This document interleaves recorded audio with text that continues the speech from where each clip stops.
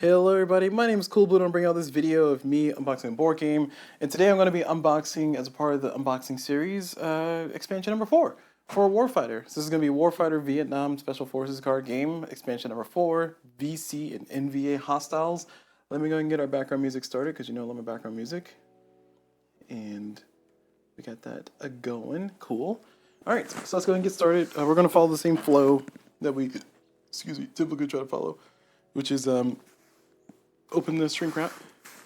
I gotta remember because it's been a little bit. I'm getting towards the end. So if you're watching these videos in order, you'll hear me kind of all over the place about when I got which expansions, which is pretty funny. But I have 2 more expansions to get. So this is future me as opposed to the other me's that are in the video, saying that I have 2 more expansions left to get. So here's the shrink wrap opened. And we will flip this over and read the back of the box. Hostiles all around. This Warfighter Vietnam expansion adds 56 cards to your arsenal.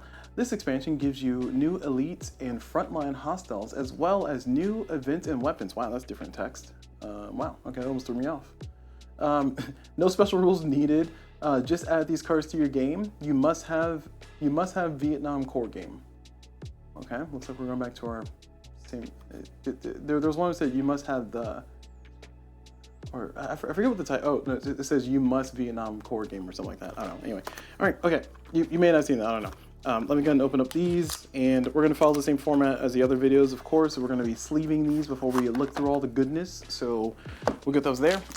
I will say that at the time of me recording this video, and again, this is going to be a little bit discombobulating if you listen to this and watch all these in order from 1 to 13. At the time I got this, at the time of recording this one, I have played a few more games of the game, and I'm happy to report that I'm still bad at this game.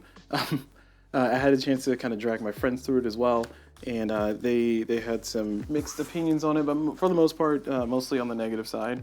You know, with some really nice highlights that I thought were also highlights. So I'll do my review on this game once I do a playthrough. And I'm contemplating if I want to do the campaign or not, because I really want to see how the campaign plays out for this game. I feel like this is a game that will benefit from like a, you know, progression from mission to mission instead of just kind of one-shots that are not related to each other. So we'll see. And I got a lot of stuff for this game, so of course you'll see a few more videos of it and playthroughs, or at least that's the plan. We'll see if that comes to fruition. I'm pretty determined to do that, so I had the motivation to say to do that. I don't want to say I'm determined to, but I have the motivation to do so, so I will try to do that.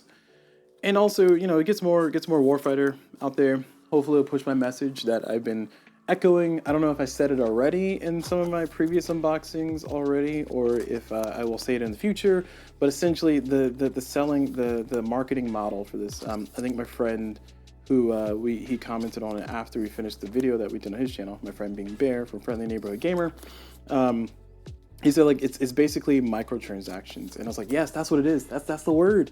So I really despise the model, the marketing model for this game, the selling model for this game, which is essentially, hey, you know, here's the base game that we're releasing at the exact same time we're releasing 12 expansions and 1 campaign expansion, and it's like, yeah, just put it all in the same box. Just like charge me.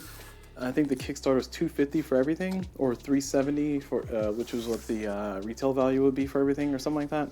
I don't remember the exact numbers for this one, but it's just make a $250 game. And it's frustrating because for DVG games, and this is extremely critical of DVG, and I hope that people will you know, still give the game a chance, or still give DVG, you know, their due, and give it a shot, or, you know, use your own judgment. And if this causes DVG to lose money, then cool. Have a better selling model, because I really hate downloadable content anyway, DLC. I remember loving the Call of Duty games back in Call of Duty Modern Warfare. That was like the first full foray into me, but I've seen like the ones before, and I was like, these aren't my thing. But that was like great, and then it started the season pass, and then it started the transactions for the stuff, and the next one was microtransactions for skins. I was like, oh my god, I hate this so much, I stopped playing it. But what I'm trying to say is that I do not like the microtransaction design model of, here's our game, we're releasing the base game and 12 expansions at the same time, and these are just mini expansions that will give you 56 cards.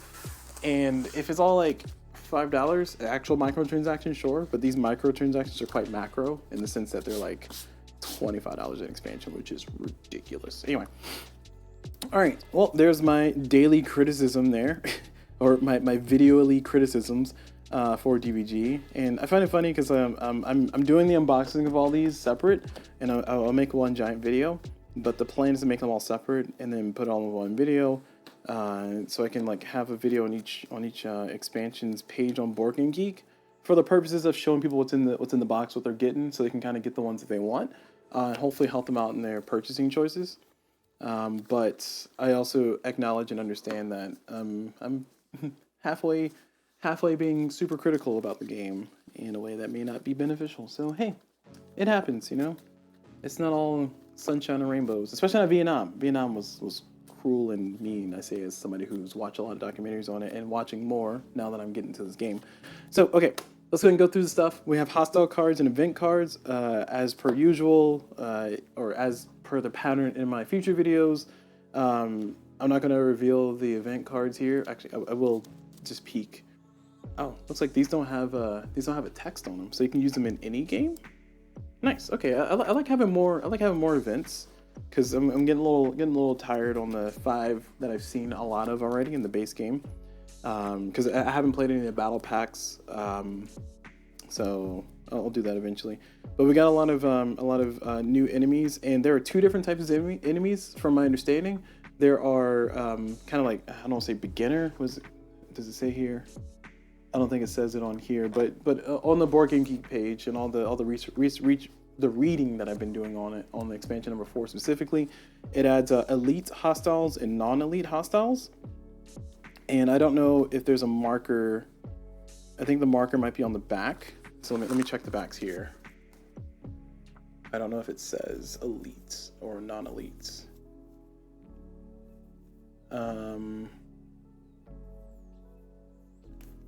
I'm not. Oh, okay. I see. So some of these have like dog tag. Oh no, those are soldiers. Okay, I see. Okay, I didn't want to spoil that for myself, but here we are. What is an F? 1F? Oh, okay. So I think F is okay. So the letter F is here and the letter E is there. So I'm assuming E is elite and F is not elite, super elite. There's no sheet that comes with this. I'll see if I can look it up on Board Game Geek real fast.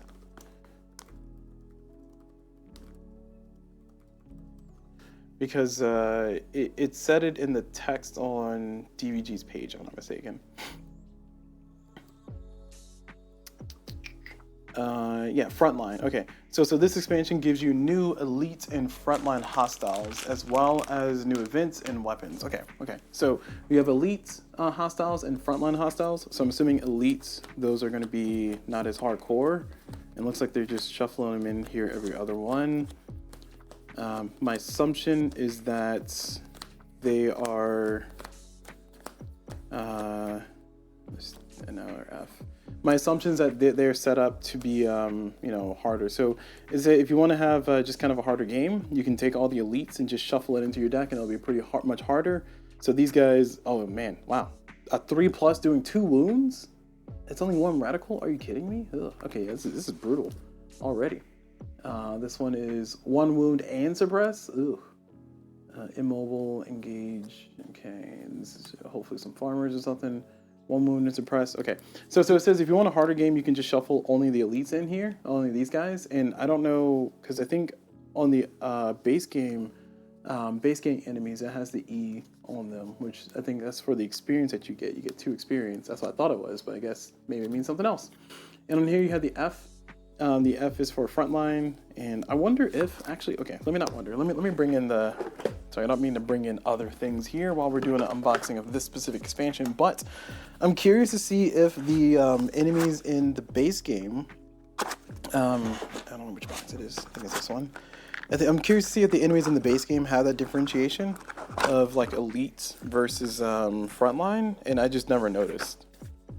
No, they all have E on them. Okay, yeah. So these all have E on them. So here's the base game enemies, and I don't have any of the expansion enemies mixed in here, but here's the base game enemies, and you can see they have the E's there. So they have the E's for elites, and I don't think they have a differentiation between elite and frontline. So yeah, these are all E's. So that's going to be annoying to separate. I don't see any other differentiation here on this side, which I guess is did it to match. I'll flip this over. Of course, you can tell, you know, the V at the bottom and the number is going to show you that this came from the base game, and then this one just has expansion 4, card 1. So that's annoying, but at least you'll be able to see the difference between frontline and elite. Or probably what I'll do, because the game is difficult enough, and I don't think I need like a easier difficulty type situation. So probably what I'll do is I'll mix everything together in anyway. And I feel like they said if you want to have a harder game, mix in only the elites into the base game Viet Cong enemies that you're facing. And then if you want an easier game, you can mix in the easy ones into the deck. And I suppose you could just play with just this, because I mean, if you look at how many enemies you have, like let me take out the events for the base game.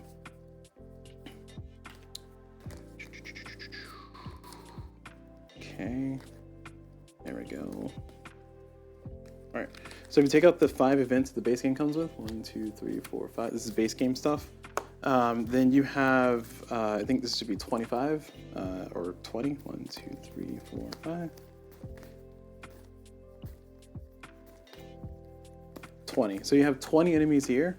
If I take just the elites and then I do 4, 5, 6, 7, 8, 9, 10, 15. So I have 15 of these guys. And then if I count these ones, I'm assuming I have 15 of these guys. So 1, 2, 3, 4, 5, 6, 7, 8, 9, 10, 12, 13, 14, 15, 16. Well, I have 16 of these guys. Did I mess something up?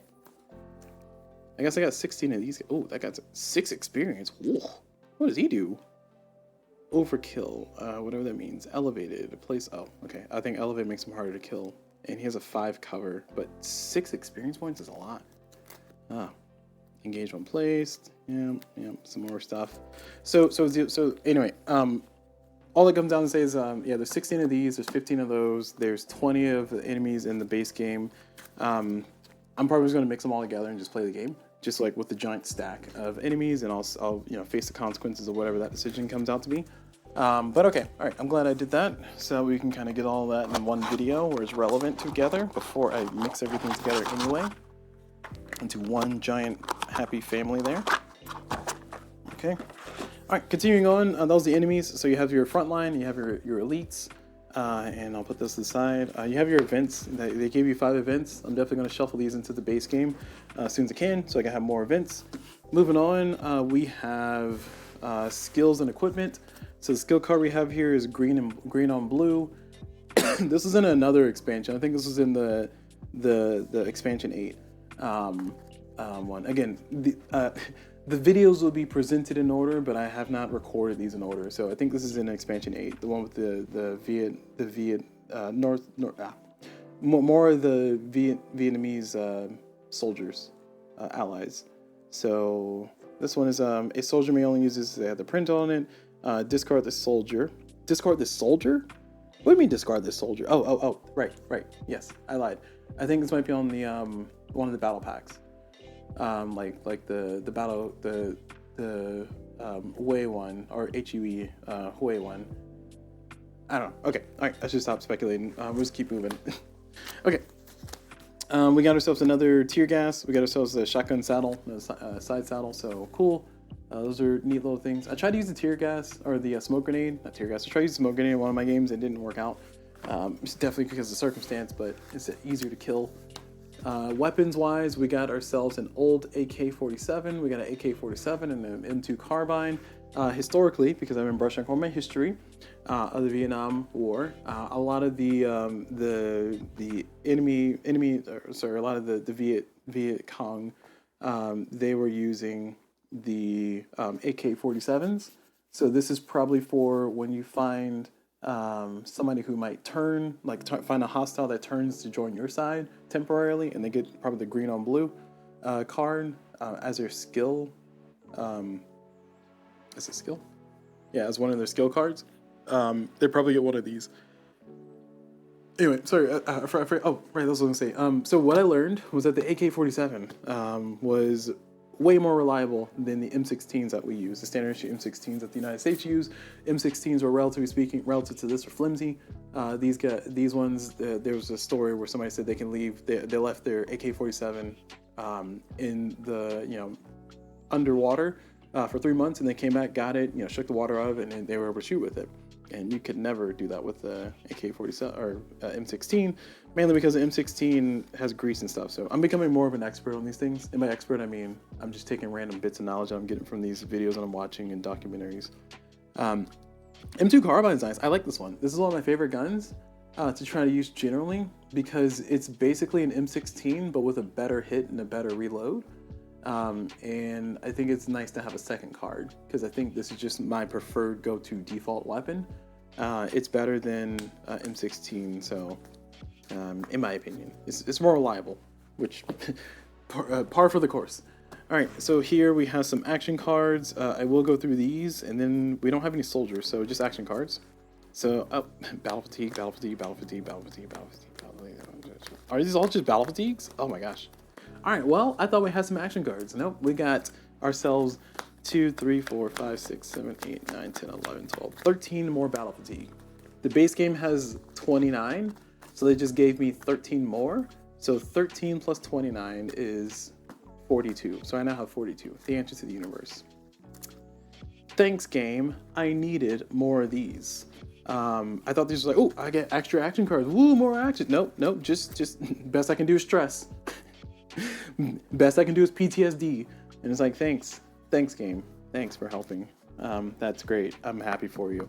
Okay, well, I guess that's all that's in the box. We have some kind of a choice of enemies. We have some harder enemies to fight. In the elite enemies, we have some easier enemies to fight in the frontline side. We got ourselves another M2 carbine, which I'm excited to throw on my crew and see how we fare with that. There's also the AK-47 we can try out. It looks like this is also well, see, when it says no jam, I don't understand what no jam means. Is it implying that jam is supposed to happen at a certain point? Maybe I've been playing the rules wrong. I need to go check that. I'll check the rules. I thought jam only happened when the gun has a jam number, but this one says no jam, so I don't know. Really weird. All right, you learn more things as you go with the game. But that's pretty much it for the weapons. That's pretty much it for the new action cards, which are all just stress battle fatigues. Thanks, game. And that's it for this unboxing. So that has been the unboxing for Warfighter Vietnam, the Special Forces card game. That's going to be the 4th expansion. Yeah, hopefully this is informative. Hopefully you all enjoyed it. Thank you all very much for watching. And as always, I will see you all whenever.